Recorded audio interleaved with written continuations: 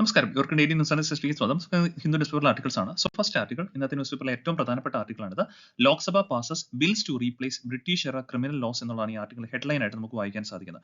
തീർച്ചയായിട്ടും ഈ ഒരു ആർട്ടിക്കിളിന്റെ ബേസിക് ആയിട്ടുള്ള ഒരു ബാക്ക്ഗ്രൗണ്ടുകളൊക്കെ ഇതിന് മുമ്പത്തെ DNA ക്ലാസ്സുകളിൽ നമ്മൾ ഡിസ്കസ് ചെയ്തിട്ടുണ്ടായിരുന്നു. കാരണം കുറെ നാളുകളായി ഗവൺമെന്റ് ഇത്തരത്തിൽ ഈ പറഞ്ഞ പോലെ നമ്മുടെ ഇവിടെ ഉണ്ടായിരുന്ന ഏജ് ഓൾഡ് ആയിട്ടുള്ള, അതായത് ശരിക്കും പറഞ്ഞാൽ ബ്രിട്ടീഷേഴ്സിന്റെ കാലഘട്ടത്തിൽ ഇവിടെ നിലവിൽ വന്നിരുന്ന കുറച്ച് നിയമങ്ങൾ ഉണ്ടായിരുന്നു. എസ്പെഷ്യലി പറയുവാണെങ്കിൽ ഇവിടെ നിങ്ങൾക്ക് കാണാൻ സാധിക്കും ഇന്ത്യൻ പീനൽ കോഡ് അഥവാ IPC. നമ്മൾ ഇടയ്ക്ക് പത്രങ്ങളൊക്കെ കേൾക്കാൻ സാധിക്കുമല്ലോ, IPC ഇത്ര വകുപ്പുകൾ പ്രകാരം ചാർജ് ചെയ്തിരിക്കുന്നൊക്കെ പറഞ്ഞുകൊണ്ട് ഓരോ കേസിൽ കേൾക്കുകയല്ലേ.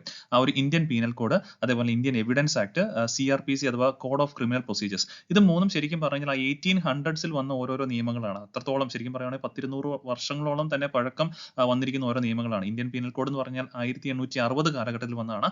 ഇന്ത്യൻ എവിഡൻസ് ആക്ട് എന്ന് പറയുന്നത് 1872 വരികയും CRPC അഥവാ കോഡ് ഓഫ് ക്രിമിനൽ പ്രൊസീജിയർ 1898 നിലവിൽ വന്ന നിയമങ്ങളാണ്. അപ്പൊ ശരിക്കും പറഞ്ഞാൽ ഇത് പറയുമ്പോഴേക്കും നമ്മുടെ ബ്രിട്ടീഷേഴ്സിന്റെ കാലഘട്ടം, ആ ഒരു കൊളോണിയലിസത്തിന്റെ ആ ഒരു കാലഘട്ടത്തിൽ വന്ന കുറച്ച് നിയമങ്ങളായിരുന്നു. അതുകൊണ്ട് തന്നെയാണ് ഇപ്പോഴും നമ്മൾ ഇന്ത്യ ഒരു ഡെമോക്രാറ്റിക് രാജ്യമായിട്ട് മാറി, എന്നിട്ട് നമ്മൾ ആ ഒരു ബ്രിട്ടീഷേഴ്സിന്റെ ഏജ് ഓൾഡ് ആയിട്ടുള്ള ആ നിയമങ്ങൾ ഇപ്പോഴും പിന്തുടരുന്നു എന്നുള്ളത് വളരെ ശോചനീയമായിട്ടൊരു അവസ്ഥ തന്നെയായിരുന്നു. സോ അതിന് മാറ്റം വരുത്താനായിട്ടാണ് ഗവൺമെന്റ് ഇപ്പോൾ ഈ ബില്ലുകളെ നമുക്ക് വേണ്ടുന്ന ഇന്ത്യൻ നിയമങ്ങൾ, ഇന്ത്യയുടെ ആ ഒരു കൾച്ചർ അല്ലെങ്കിൽ ഇന്ത്യയുടെ ആ ഒരു പ്രത്യേകതയ്ക്ക് അനുസരിച്ച് മാറ്റം വരുത്തി ഇപ്പോൾ പുതിയൊരു ബില്ലുകളായിട്ട് അവതരിപ്പിച്ചിരിക്കുന്നത്. ഇപ്പോൾ ലോക്സഭയാണ് ക്ലിയർ ചെയ്തിരിക്കുന്നത്. ലോക്സഭ പാസ്സാക്കി, ഇനി അടുത്ത രാജ്യസഭയും കൂടെ പാസ്സാക്കിയതിന് ശേഷം പ്രസിഡന്റ് ഒപ്പുവെച്ച് കഴിഞ്ഞാൽ മാത്രമേ ഇത് എന്തായിട്ട് മാറുള്ളൂ, ആക്ടിന്റെ രൂപത്തിലേക്ക് വരുള്ളൂ. അതുവരെ ഇതിനെ ബില്ലുകൾ എന്നുള്ള രീതിയിൽ തന്നെയായിരിക്കും അറിയപ്പെടുന്നത്. ഇവിടെ IPC അഥവാ ഇന്ത്യൻ പീനൽ കോഡിനെയാണ് നമ്മൾ ഭാരതീയ ന്യായ സംഹിത ബിൽ BNSS എന്നുള്ള രീതിയിലേക്ക് മാറ്റിയിരിക്കുന്നു.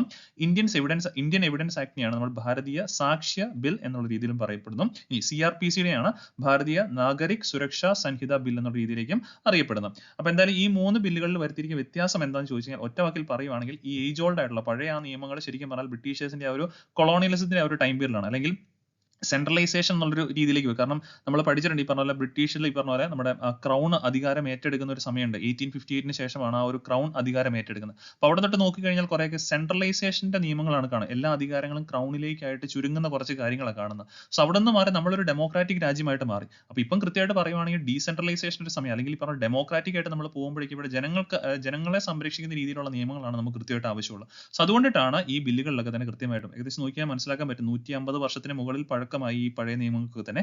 അതിന് നമുക്ക് കാതലായിട്ടുള്ള അല്ലെങ്കിൽ കാലത്തിനനുസരിച്ചുള്ള മാറ്റങ്ങളാണ് ഈ പുതിയ ബില്ലിനകത്ത് പ്രധാനമായിട്ടും വന്നിരിക്കുന്നത്. അപ്പൊ എന്തായാലും ഈ ബില്ലിനകത്തെ പ്രധാന തീരുമാനങ്ങളെല്ലാം അല്ലെങ്കിൽ പ്രധാനപ്പെട്ട കാര്യങ്ങളൊക്കെ പുറത്തേക്ക് വരുന്നതേ ഉള്ളൂ. ആസ് ഓഫ് നൗ നമുക്ക് അറിയാൻ പറ്റുന്ന രീതിയിലുള്ള പ്രധാനപ്പെട്ട പ്രൊവിഷൻസ് ഓരോന്നും നമുക്ക് മനസ്സിലാക്കി മുന്നോട്ട് പോകാം. ഇതിനകത്ത് ഏറ്റവും പ്രധാനമായിട്ട് നിലവിൽ വന്നിരിക്കുന്ന 3 പ്രൊവിഷൻസ് ആണ് ഇമ്പോർട്ടന്റ് ആയിട്ടുള്ളത്. അതിൽ തന്നെ ആദ്യത്തേതാണ് മോബ് ലിഞ്ചിങ്, അതേപോലെ ഹെയ്റ്റ് ക്രൈംസ്. അതായത് മോബ് ലിഞ്ചിങ് എന്ന് പറഞ്ഞാൽ നിങ്ങൾ ആൾക്കൂട്ട ആക്രമണം എന്നൊക്കെ കേട്ടിട്ടുണ്ടാവില്ല. നമ്മൾ ഒരു കൂട്ടം ആൾക്കാർ ചേർന്ന് ഒരു വ്യക്തിയെ മർദ്ദിച്ച് ഈ പറഞ്ഞ പോലെ കൊലപ്പെടുത്തുന്ന സാഹചര്യം, അങ്ങനെ മോബ് ലിഞ്ചിങ്, ആൾക്കൂട്ട ആക്രമണം എന്നുള്ള രീതിയിലൊക്കെ പറയാം. മോബ് ലിഞ്ചിങ്ങും അതേപോലെ ഹെയ്റ്റ് ക്രൈംസ്, അതായത് നമ്മൾ മതസ്പർദ്ധ വളർത്തുക എന്നൊക്കെ പറയും. ഇത്തരത്തിൽ റിലീജിയന്റെ പേരിലോ അല്ലെങ്കിൽ കാസ്റ്റിന്റെ പേരിലൊക്കെ തന്നെ ആളുകളെ ഈ പറഞ്ഞ പോലെ തമ്മിൽ തല്ലിപ്പിക്കുക, അത്തരത്തിൽ ഈ പറഞ്ഞ ഹെയ്റ്റ് ക്രൈംസ്, ഇങ്ങനെയുള്ള കാര്യങ്ങൾ ഈ പറഞ്ഞ ആദ്യമായിട്ട് സെപ്പറേറ്റ് ഒഫൻസുകളാക്കി മാറ്റുകയും അതിനുള്ള പണിഷ്മെന്റ് എന്ന് പറഞ്ഞാൽ ലൈഫ് ഇംപ്രിസൺമെന്റ് ടു ഡെത്ത്, അതായത് മരണം വരെ വേണമെങ്കിൽ ഈ പറഞ്ഞ പോലെ ശിക്ഷ വിധിക്കാൻ പറ്റുന്ന വകുപ്പുകളാക്കിയിട്ട് അതിനെ മാറ്റിയിട്ടുണ്ട്.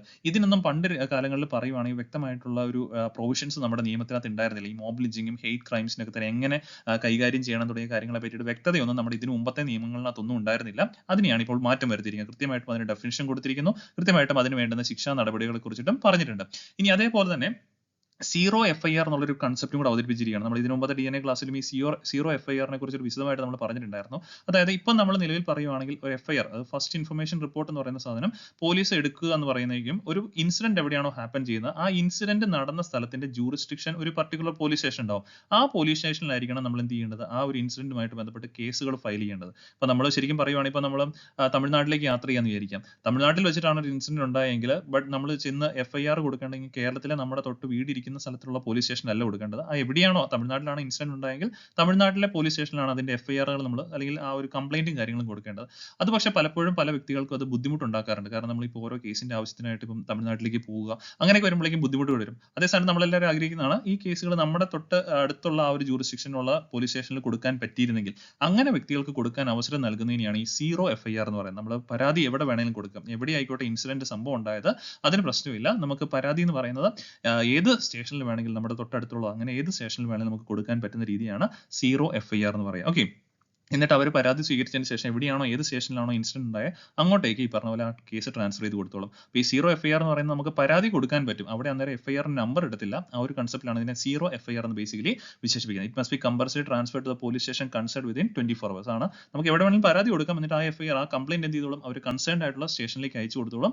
അത് 24 മണിക്കൂറിന് അയച്ചു കൊടുക്കണം. അവിടെ ചെന്ന് കഴിയുമ്പോഴേക്കും ആ FIR നമ്പർ ഇട്ട് രേഖപ്പെടുത്തും. ബാക്കി കാര്യങ്ങളെല്ലാം അതിന്റെ മുറയ്ക്ക് നടന്നു പൊക്കുകയും ചെയ്യും. അപ്പോൾ എന്തായാലും കംപ്ലൈന്റ് ഇനിമോൾ നമുക്ക് ഏത് സ്റ്റേഷനിലും കൊടുക്കാം എന്നുള്ളതാണ് ഈ സീറോ FIR കൊണ്ട് ഉദ്ദേശിക്കുന്നത്. No victim can go to any police station and lodge a zero FIR. ഇനി മൂന്നാമത്തെ പ്രധാനപ്പെട്ട പോയിന്റ് ആണ് FIR-കളൊക്കെ ആണെങ്കിൽ ഈ പറഞ്ഞ പോലെ പരാതികൾ അതായത് കംപ്ലൈന്റ് കിട്ടിയതിന് ശേഷം വിത്തിൻ ഒരു 3 ഡേയ്സിനുള്ളിൽ തന്നെ പോലീസ് എന്ത് ചെയ്തിരിക്കണം FIR ഈ പറഞ്ഞ പോലെ രജിസ്റ്റർ ചെയ്തിരിക്കുന്നതെന്ന് പറയും. കാരണം നമ്മളൊരു സ്റ്റേഷനിൽ കൊണ്ടൊരു പരാതി കൊടുത്തിട്ട് അതിന്മേൽ പോലീസ് അന്വേഷണം ആരംഭിക്കുന്നതാണ് ഈ FIR. ഒരു ജസ്റ്റ് ഒരു ഇത് എന്താ ആ ഒരു സ്ഥലം വന്ന് അവർ പരിശോധിക്കുന്നു.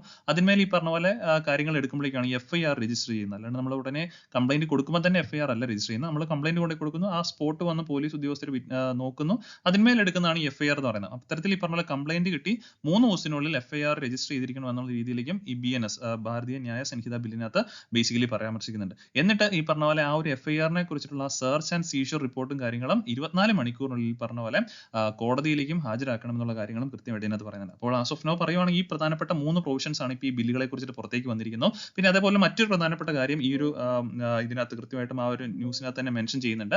ആദ്യമായിട്ട് ഈ പറഞ്ഞ പോലെ ടെററിസം എന്നുള്ളതിനെ കുറിച്ചിട്ട് കൃത്യമായിട്ട് ഡെഫിനിഷൻ കൊണ്ടുവന്നിരിക്കുകയാണ്. ഇതിനു മുമ്പത്തെ നമ്മുടെ ഈ ഒരു IPC ആയിക്കോട്ടെ CRPC ആയിക്കോട്ടെ ഇതിനകത്തൊന്നും ടെററിസ്റ്റിനെ കുറിച്ച് ഒരു ഡെഫിനിഷൻ കൊടുത്തിട്ടുണ്ടായിരുന്നില്ല. അതുകൊണ്ട് തന്നെ പലപ്പോഴും ഓരോ വ്യക്തികളും ചെയ്യുന്ന ഏത് കാര്യത്തിന് വേണമെങ്കിലും ടെററിസവുമായിട്ട് വേണമെങ്കിൽ കണക്ട് ചെയ്ത് ശിക്ഷകൾ കൊടുക്കാനായിട്ടൊക്കെ പറ്റുമായിരുന്നു. ഇപ്പൊ അതല്ല. അതുകൊണ്ട് തന്നെ പല രീതിയിൽ അതിനെ ഈ പറഞ്ഞ പോലെ ദുരുപയോഗിക്കുകയും ചെയ്യുന്നുണ്ടായിരുന്നു ഈ ഒരു വാക്കുകൾ അല്ലെങ്കിൽ ആ കാര്യങ്ങളൊക്കെ തന്നെ. ഇപ്പം കൃത്യമായിട്ട് ഒരു ക്ലിയർ കട്ട് ഡെഫിനിഷൻ കൊണ്ടുവന്നിട്ടുണ്ട്. അത് ഈ ബില്ലിനകത്ത് ഏറ്റവും മേജർ പ്രൊവിഷൻ ആയിട്ട് പറയേണ്ടി വരും. ടെററിസിന് ക്ലിയർ കട്ട് ഒരു ഡെഫിനിഷൻ കൊണ്ടുവന്നിരിക്കുന്നു. ഒരു എന്താ പറയുക കൃത്യമായിട്ട് അതിന് ഒരു എന്താ പറയുക ഒരു ക്ലാരിഫിക്കേഷൻ കൊണ്ടുവന്നിരിക്കുന്നു എന്നുള്ളത് കൃത്യമായിട്ടും ഈ ഒരു ബില്ലിനകത്ത് എടുത്ത് പറയേണ്ടതാണ്.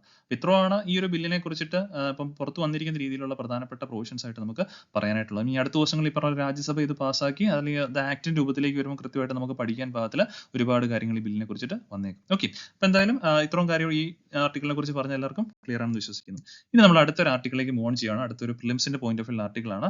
ശരിക്കും പറഞ്ഞാൽ ഇന്നിപ്പം മറ്റ് എഡിറ്റോറിയൽ പേജിനകത്ത് ഈ പറഞ്ഞ പോലെ നമ്മുടെ ലോക്സഭ ആക്രമണത്തിന്റെ ആ കാര്യങ്ങളൊക്കെ ഉണ്ട്. ബട്ട് അത് നമ്മൾ ഓൾറെഡി ഇപ്പം പറയുവാണെങ്കിൽ റിപ്പീറ്റഡ് ആയിട്ടുള്ള വാർത്തകളായി. നമുക്കൊരു എക്സാമിന്റെ പോയിന്റ് ഓഫ് വ്യൂ കണക്കാക്കാനായിട്ട് അതിനകത്ത് വലിയ കൂടുതൽ കാര്യങ്ങളൊന്നും തന്നെ നമുക്ക് പറയേണ്ടതില്ല. ഓക്കെ, നെക്സ്റ്റ് ആർട്ടിക്കിൾ ആണ് വോൾക്കാനിക് ഇറപ്ഷനുമായിട്ട് ബന്ധപ്പെട്ടാണ്. Volcano erupts in south western Iceland sweeping magma in spectacular show of earth's power എന്നുള്ളത്. ഇവിടെ സൗത്ത് വെസ്റ്റേൺ ഐസ്ലൻഡിൽ വോൾക്കാൻ ഇറപ്റ്റ് ചെയ്തതുമായിട്ട് ബന്ധപ്പെട്ടാണ് വാർത്ത വന്നിരിക്കുന്നത്. അവിടെ റീസെന്റ് ഈ പറഞ്ഞ പോലെ കുറച്ച് എർത്ത് വേക്സും ഉണ്ടായിട്ടുണ്ടായിരുന്നു. ആ എർത്ത് വേക്സിന്റെ പശ്ചാത്തലത്തിലാണ് അതിന്റെ ഒരു ഇമ്പാക്ട് എന്നുള്ള നിലയിൽ അവിടെ വോൾക്കാനിക് ഇറപ്ഷൻ സംഭവിച്ചിട്ടുണ്ടായിരുന്നു. അപ്പോൾ റീസെന്റ് വോൾക്കാൻ ഇറപ്റ്റ് ചെയ്ത ഒരു സ്ഥലമായിരുന്നു ഈ സൗത്ത് വെസ്റ്റേൺ ഐസ്ലൻഡ് എന്നുള്ളൊരു കാര്യം ഓർത്ത് വെച്ചേക്കാം. ബട്ട് ഇതിനകത്ത് നമുക്ക് പ്രിലിംസിന്റെ പോയിന്റ് ഓഫ് വ്യൂ ഒരു കാര്യം കൂടെ എക്സ്ട്രാ പഠിക്കേണ്ടതുണ്ട്. ഒരൊറ്റ കാര്യമാണ് എക്സ്ട്രാ മെയിൻ ആയിട്ട് നോക്കി നമ്മൾ ഇരിക്കേണ്ടത്. കൃത്യമായിട്ട് പറയുവാണെങ്കിൽ നമുക്ക് ഒരു തവണ UPSC പ്രിലിംസിന് ചോദിച്ചൊരു ചോദ്യമാണ് ഇന്ത്യയിലെ ആക്റ്റീവ് വോൾക്കാൻ എവിടെയാണെന്നുള്ളത്. ഇന്ത്യക്ക് ഒരു ആക്റ്റീവ് വോൾക്കാനേ ഉള്ളൂ എന്നുള്ള കാര്യം ഓർക്കാം. അത് ബാരൻ ഐലൻഡിലാണ്. അത് ഈ പറഞ്ഞ പോലെ ആൻഡമാൻ നിക്കോബാർ ഐലൻഡ്സിന്റെ ഒരു ഇതിൽ വരുന്നതാണ്. ബാരൻ ഐലൻഡിലാണ് ഈ പറഞ്ഞ പോലെ നമുക്ക് ഒരേ ഒരു ആക്റ്റീവ് വോൾക്കാനോ ഇന്ത്യക്ക് ഉള്ളതെന്നുള്ള കാര്യം ഓർക്കാം. സോ ഇന്ത്യക്ക് ആക്റ്റീവ് വോൾക്കാനോ ഉണ്ട്. എവിടെയാണെന്ന് ചോദിച്ചു കഴിഞ്ഞാൽ Barren Island in Andaman Nicobar എന്നുള്ളൊരു കാര്യം കൃത്യമായിട്ട് ഓർത്തിരിക്കുക. അതർ ദാൻ ഈ ഒരു ആർട്ടിക്കിളിൽ നമ്മൾ പഠിച്ചിരിക്കേണ്ടത് ആ ഒരു റീസെന്റ് വോൾക്കാനിക് ഇറപ്ഷൻ സംഭവിച്ച സൗത്ത് വെസ്റ്റേൺ ഐസ്ലൻഡ് ആണെന്നുള്ളൊരു കാര്യം കൃത്യമായിട്ട് ഓർത്തിരിക്കുക. പിന്നെ ഈ എർത്ത് വേക്കിലൂടെ ഈ പറഞ്ഞ പോലെയാണ് ഈ മാഗ്മ പുറത്തേക്ക് തള്ളുന്നതാണ് ഈ വോൾക്കാനിക് ഇറപ്ഷൻസ് ആയിട്ട് ബേസിക്കലി നമ്മൾ കാണുന്നുള്ളൊരു കാര്യം നമ്മൾ ജസ്റ്റ് പഠിക്കുന്നതാണ്, തിയറിക്കകത്ത് പഠിക്കുന്നത്. ഈ പോയിന്റ് കൃത്യമായിട്ട് ഓർക്കുക. ഇതിനു മുമ്പ് പ്രിലിംസിന് ചോദിച്ചിട്ടുള്ളത് കൊണ്ടാണ് പറഞ്ഞു തരുന്നത്. ഇന്ത്യയുടെ കാര്യത്തിൽ ഒരു ആക്റ്റീവ് വോൾക്കാനോ ഉള്ള ഓൺലി വൺ ആക്റ്റീവ് വോൾക്കാനോ ആണ് നിലവിലുള്ളത്. അതെവിടെയാണെന്ന് ചോദിച്ചാൽ in Barren Island in Andaman and Nicobar Islands എന്നുള്ള കാര്യം കൃത്യമായിട്ട് ഓർത്തിരിക്കും. അപ്പോൾ ഇത്രയും പോയിന്റ്സ് ആണ് നമുക്ക് ഇന്നത്തെ DNA-ക്കകത്ത് പഠിക്കാനായിട്ടുണ്ടായിരുന്നു. അപ്പം ഇന്ന് പഠിച്ച കാര്യങ്ങൾ എല്ലാവർക്കും ക്ലിയർ ആണെന്ന് വിശ്വസിക്കുന്നു. വീണ്ടും നമുക്ക് അടുത്ത ദിവസം കാണാം. Thank you.